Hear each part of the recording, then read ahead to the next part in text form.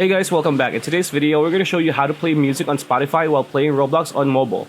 Are you looking for a quick guide on how to play Spotify while playing Roblox? Well, stay tuned because this video is for you.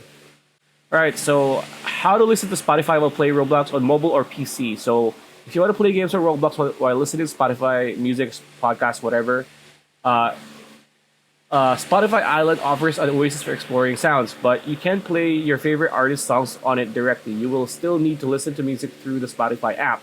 So there are a few steps here. So play any game on Roblox, including Spotify Island. Step 2 is open the Spotify app and play any preferred song. Step 3, enter the Roblox game again, which will stop playing Spotify songs in the background. Step 4, resume Spotify songs in the notifications tab or in the Spotify app that pops up. And step 5, the Spotify app will run in the background and users can keep Spotify playing while playing Roblox. So it's that simple.